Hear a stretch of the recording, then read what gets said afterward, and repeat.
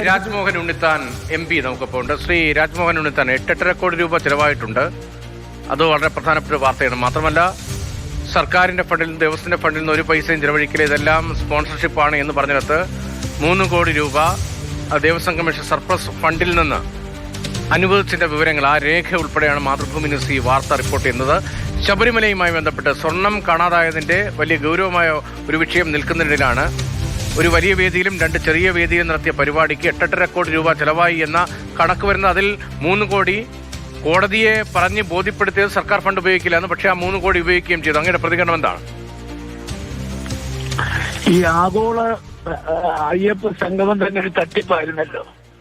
കഴിഞ്ഞ സുപ്രീം കോടതി വിധിയുടെ പശ്ചാത്തലത്തിൽ ശബരിമലയിൽ യുവതികളെ പ്രവേശിപ്പിക്കാൻ ആവനാഴിയിലെ അസ്ഥാനത്ത് ആയുധവും ഉപയോഗിച്ച് പരാജയപ്പെട്ട സർക്കാർ ജനരോഷം അവർക്കെതിരായി ആളിക്കത്തുന്നു എന്ന് മനസ്സിലാക്കി അത് തണുപ്പിക്കാൻ വേണ്ടി ജനങ്ങളുടെ കണ്ണിൽ പൊടിയിടാനാണ് ഈ ആഗോള അയ്യപ്പ സംഗമം വെച്ചത്.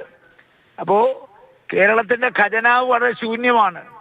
ശൂന്യമായ ഖജനാവ് കാലിയായിരിക്കുന്ന ഒരു സന്ദർഭത്തിൽ ആണ് ഈ 8.5 കോടി എന്ന് പറയുന്നത്. ഇത് 8.5 കോടി എന്ന് പറയുന്ന ഒന്നുമല്ല ഇതിനു വേണ്ടി ചെലവാക്കിയിരിക്കുന്നത്. കാരണം ഇത് അവരുടെ നിലനിൽപ്പിന്റെ പ്രശ്നമായിരുന്നു, അവരുടെ അഭിമാനത്തിന്റെ പ്രശ്നമായിരുന്നു. കാരണം ആഗോള അയ്യപ്പ സംഗമം നടത്തി, അപ്പൊ അതുകൊണ്ട് ആകെ അവരുടെ വരയിൽ വീണ NSS മാത്രമാണ്, വേറെ ആരും വീണിട്ടില്ല. മനസ്സിലായില്ലേ? അപ്പോ ഇത് കോടിക്കണക്കിന് രൂപ കേരളത്തിന്റെ ഖജനാവിൽ നിന്ന് ചെലവാക്കി ഈ അയ്യപ്പ സംഗമം നടത്തിയത് അവർക്ക് അയ്യപ്പ ഭക്തന്മാരുടെ വിരോധം ഒഴിവാക്കാനായിട്ടാണ്. കഴിഞ്ഞ കാലത്ത് അയ്യപ്പന്മാരുടെ ഒരു വിരോധത്തിന് പാത്രീഭൂതമായത് അത് ഒഴിവാക്കാൻ വേണ്ടി മാത്രമാണ് നടത്തിയത്. അപ്പൊ ഇത് പരിഹാരക്രിയയാണോ? അല്പം വിശ്വാസമൊക്കെ ഉള്ള ആണല്ലോ. ഇതൊരു പരിഹാരക്രിയയാണോ, ഒരു തിരുത്താണോ, അതിനുവേണ്ടിയുള്ള ശ്രമമാണോ? ഇത് വിശ്വാസപരമായ സംഗമമാണ്. അതിനുവേണ്ടിയാണോ ഈ 3 കോടി രൂപ സർക്കാർ പണം ഉപയോഗിക്കില്ല എന്ന് പറഞ്ഞതിന് ശേഷവും ദേവസ്വം കമ്മീഷന്റെ സർപ്ലസ് ഫണ്ടിൽ നിന്ന് ഉപയോഗിച്ചത്? തീർച്ചയായിട്ടും അതിനെന്താ തർക്കമിരിക്കുന്നത്?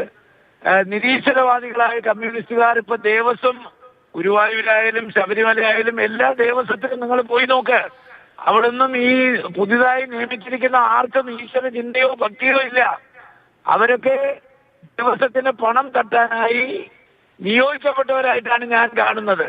അതുകൊണ്ട് ഇപ്പോ ശബരിമലയിൽ നടക്കുന്ന സകല വിവാദങ്ങളുടെയും പിറകിൽ ദേവസ്വം ബോർഡും ഗവൺമെന്റും ആണെന്നുള്ളതിന് എന്താ തർക്കം? യാതൊരു തർക്കവും ഇല്ല. നന്ദി ശ്രീ രാജ്മോഹൻ ഉണ്ണിത്താൻ. അങ്ങ് പൊതുവായി ആ കാര്യങ്ങൾ നിരീക്ഷിക്കാൻ ശ്രീ